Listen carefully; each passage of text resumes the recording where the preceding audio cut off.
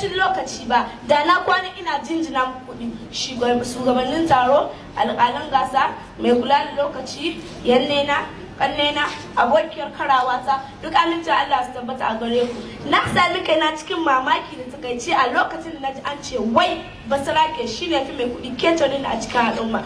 Amma bari in jefa tambaya ta gare ki abokiyar jayayyata. Ko kin taɓa ganin masarautar da suna babu kuɗi? Ga min Basaraken wannan zamani wanda baya da kuɗi. Sunana Yasmin Bello. Na fito ne daga makarantar karamar sakandare ta mata da ke tudun wani birnin Kebbi. A tsaye nake tsab babu shakku ko kwantanto domin kare martabar mai kuɗi.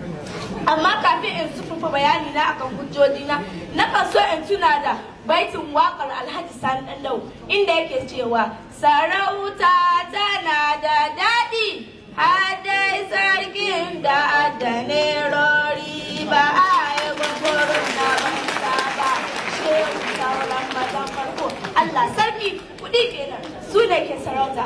Zan fara zayyana hujjoji na kamar haka. Duk a faɗin ƙasar mu ta Najeriya babu wani babban basarake wanda tun kafin a shi sarauta talaka ne.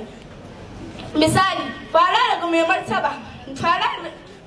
mai martaba sarkin musulmi wanda tsohon hafsan soja ne kuma ya tara. Mai martaba sarkin Gwandu wanda tsohon hafsan soja ne kuma ya tara. Mai martaba sarkin Kano wanda tsohon gwamnan kudin Najeriya ne kuma ya tara. Hakan kadai ya ishi mai hankali gane cewa kudi sarauta ba ta yi sai da kudi. Haka kuma idan aka yi la'akari da kafafen yaɗa labarai da na zamani na sada zumunta kamar su Facebook, Instagram, Twitter da na'ura mai aiki da kwakwalwa, duk waɗannan ababen sun kawo ci gaba a cikin al'umma wurin yaɗa al'adu, addini, ilimi da sauransu.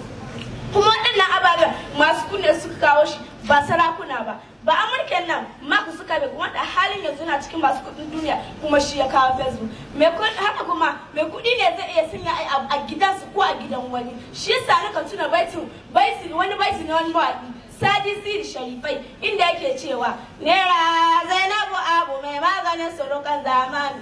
A yanzu zamanin nan namu mai kuɗi shi ke da mutunci. In kana da naira kuma mai ka faɗa da naira, amma in baka da naira mahaukacin ka ne ya fi ka. Kuma wannan haka ko a gida wanda ke shi ne babba. Da ƙarshe idan kuna so ku gane iko da nuna isa wannan mai kuɗi suke da shi, ku shiga ku leƙa a jihar Kano ku ga me ke faruwa a halin yanzu. Sannan ku za ku wani salo da sarauta ta ɗauko a Najeriya. Babu wata masarauta a Najeriya wanda za su ɗauka sarauta ta ba talaka ko ɗan je kana yi ka in ba mai kuɗi ba ne. Wannan ya nuna in ba kuɗi ba sarauta. Na gode.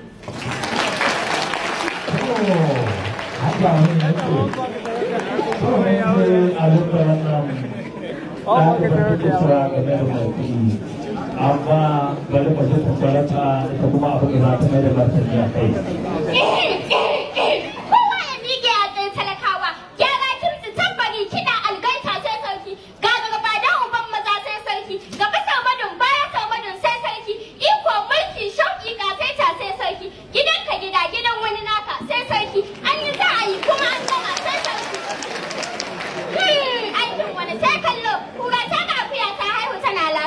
Shugabannin taro, alƙalan gasa, mai kula da lokaci, iyayena, malamai na, ƴan uwana maza da mata duk amincin Allah su tabbata a gare mu. A lokacin da na tashi na ga abokiyar jayayya ta tana bayar da gudunmawa akan mai kuɗi ya fi basara keke tirani a cikin al'umma. Sai na tuna da wani baiti na Alhaji Musa Ɗanƙwairo inda yake cewa shi sarki shine uban kowa dan malam ya gaji karatu amma sarauta sai ɗan gidan girma. Kafin in zace da zayyana hujjojina, dukan so in fara gabatar da kaina a gaban shugabannina. Sunana Maimunatu Bello Sidi. Na fito daga makarantar ƙaramar sakandare ta mata da ke tudun wani birnin Kebbi. A tsaye nake tsaf babu shakku ko kwakwanto domin kare martabar masarautu. Ma'ana basarake shine ya cikin tirani a cikin al'umma. Bisa ga la'akari da waɗannan hujjojin nawa, da farko dai menene sarauta? Sarauta wata hanya ce wanda ake mulkin al'umma da ita, wanda ta shafi musu hukunci, kyautatawa da kuma ilmantarwa. Idan mai sauraro zai yi la'akari da tarihi, sarki shine wanda ke bayar da doka akan kowane mutum, mai kuɗi ko malami ko kuma talaka, kuma dole a bi ba tare da gardama ko jayayya ba. Saɓanin mai kuɗi wanda ko a gidansa zai iya sanya doka a kan saɓanin da zai iya da ita. Hujjata ta gaba ita ce sarki shine wanda zai sanya hukunci akan kowane mutum wanda yake ƙarƙashin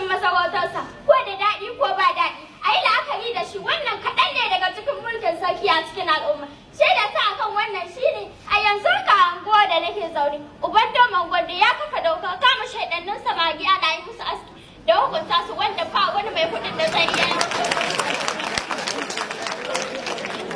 kai bugu da ƙari mai girma kwamishinan ilimi Alhaji Muhammad Baga wata Alewu mutum ne mai cikakken ilimi ga kuɗi amma baya alfahari da kuɗinsa ko iliminsa sai dai sarautar su ta sa 'yan gwado hakan kaɗai ya ishi ku daina jayayya ku ta sarautar kai bugu da ƙari hujjata ta gaba ita ce duk a fadin ƙasar mu ta Najeriya ban san ɗan mutum guda wanda ya zarta Alhaji Aliko Dangote da kuɗi amma abin mamaki a wata ranar na gan shi a fadar mai martaba sarkin Kano ya cire takalmin shi ya gusu na a gaban shi yana gaida shi kai wani abu kan da ta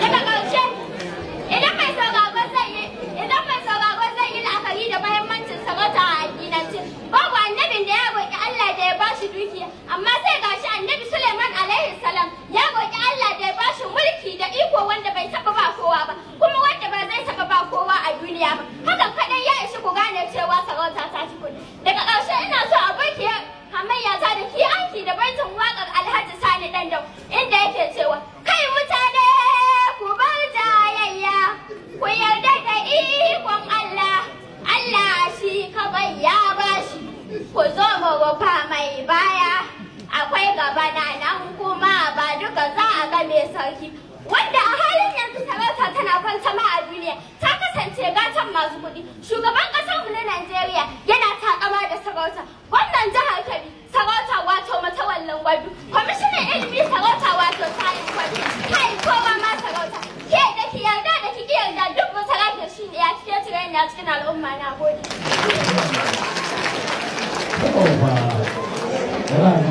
aiki ya samu alƙalar wannan taƙaƙa